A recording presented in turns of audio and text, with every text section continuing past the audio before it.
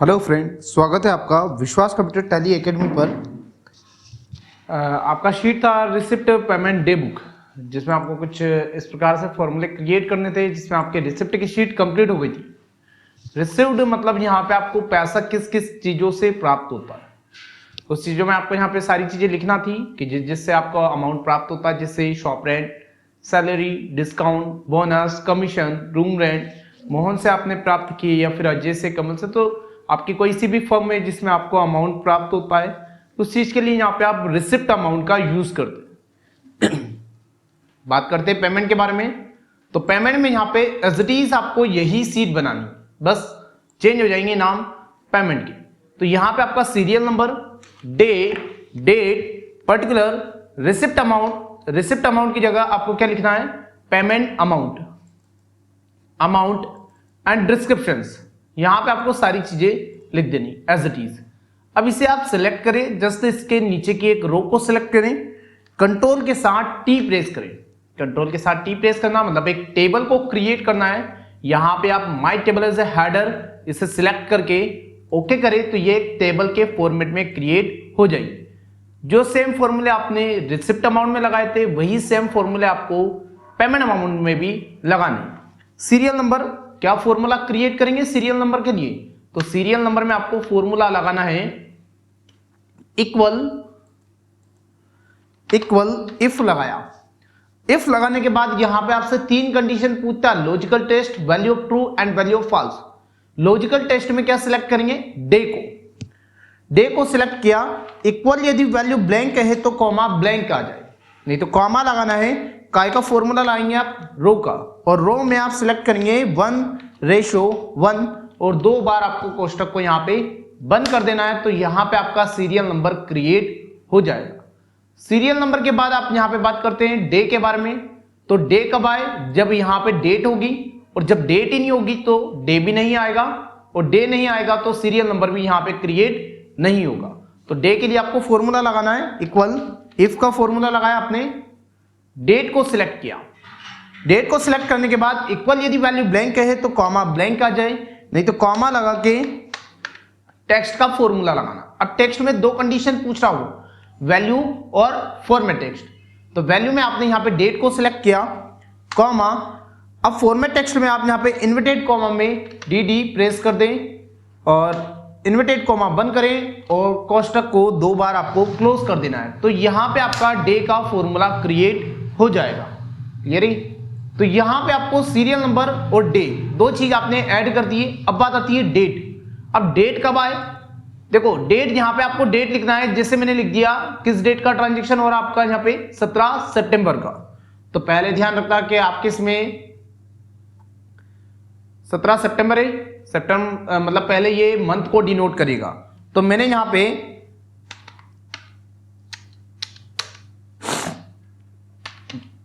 9/17/2022 ये मैंने डेट को लिखा।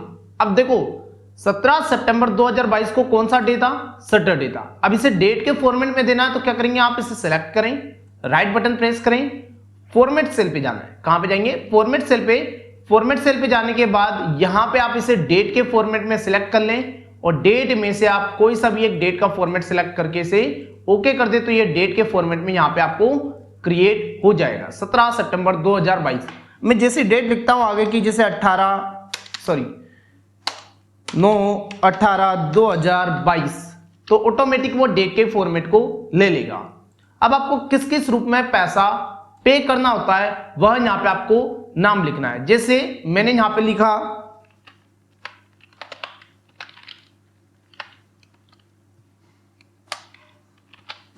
Shop rent. अब मैं यहां पे शॉप का रेंट पे कर रहा हूं तो मैंने लिखा शॉप रेंट। मैंने यहां पे शॉप का रेंट पे किया तो मैंने लिख दिया यहां पे शॉप रेंट। अब पेमेंट, किससे आप पेमेंट कर रहे हैं? तो यहां पे आपको जिस से आपको पेमेंट करना है उसके नाम लिखना है। तो पहले तो क्या करें आप? टेबल को सिलेक्ट कर ले, जहां तक आपने टेबल को बनाई है। डेटा मेन्यू में जाए। कहां पे जाना है? डेटा में, और लिखा आएगा आपको डेटा वैलिडेशन। डेटा वैलिडेशन में जाना है। यहां पे आपको डेटा वैलिडेशन को सिलेक्ट करना है, लिखा आएगा अलो। अलो में आपको सिलेक्ट करना पड़ेगा लिस्ट को। यहां पे लिखा आएगा सोर्स, किस किस चीज से आपको अमाउंट प्राप्त होता है। तो मुझे कैश मिलता है, कॉमा मुझे P डॉट पे फोन पे प्राप्त होता है, कॉमा G डॉट पे, कॉमा पेटीएम प्राप्त होता है, कॉमा ATM प्राप्त होता है, कॉमा कार्ड से होता है, कॉमा यूपीआई से प्राप्त होता है। तो ये कुछ ट्रांजेक्शन है जिन जिन से मुझे अमाउंट प्राप्त होगा उनके नाम आपको कॉमा लगा के लिख देना है। ओके करेंगे तो यहाँ पे आपका डेटा वैलिडेशन क्रिएट हो जाएगा। अब मुझे शॉप रेंट किस में मिला? गूगल पे में मिला नहीं है, यहाँ पे आप पे कर रहे हैं, पेमेंट कर रहे हैं, ठीक है। गूगल पे में मैंने पेमेंट किया, कितना किया? 6,000 रुपए मैंने शॉप रेंट पेड किया।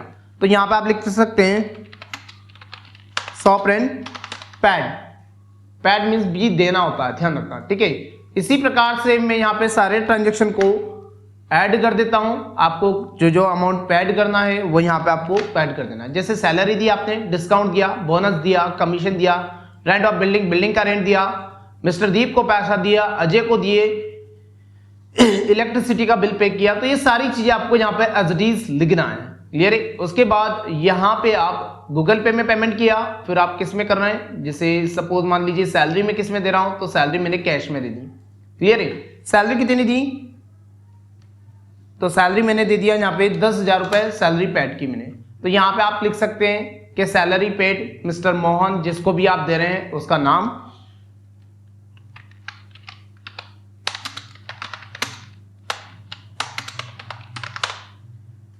इसी प्रकार से आपने डिस्काउंट दिया तो डिस्काउंट कितनी तारीख के आसपास दिया, तो यहाँ पे आप उसकी डेट डाल दें। जैसे 9/20/2022 को आपने यहाँ पे डिस्काउंट दिया तो ऑटोमेटिक वो डेट के फॉर्मेट में ले लेगा। अब डिस्काउंट किस में दे रहे हैं आप? तो डिस्काउंट में यहाँ पे पेटीएम के रूप में दे रहा हूं। कितना दिया डिस्काउंट? 2,000 रुपए का, तो डिस्काउंट आपने लिख दिया। इसी प्रकार से यहाँ पे आपको डेट डालना है। जैसे मैंने लिखा यहाँ पे 9/25/2022।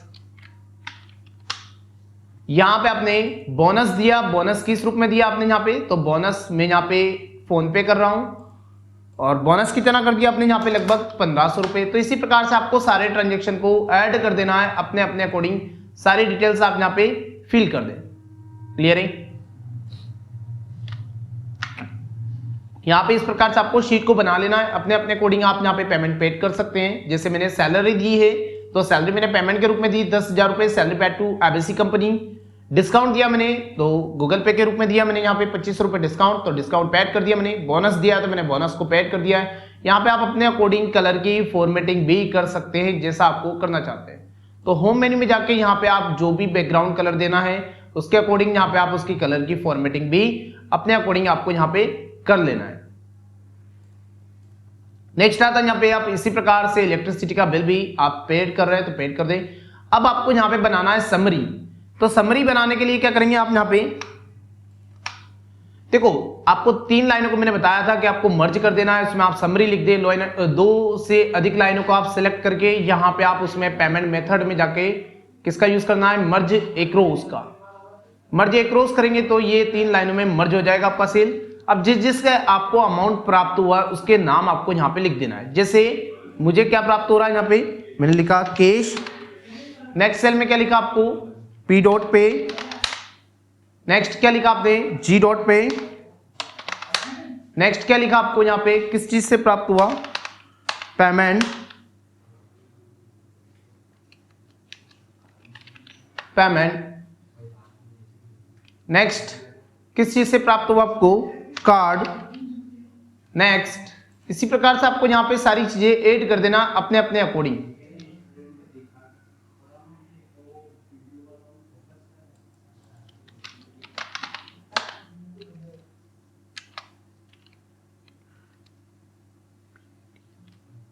पेटीएम।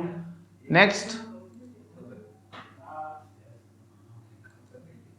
Bank, UPI. इसी प्रकार से आपको ये सारे ट्रांजैक्शन लिख लेना है। अब आपको यहाँ पे फॉर्मूला लगाना है।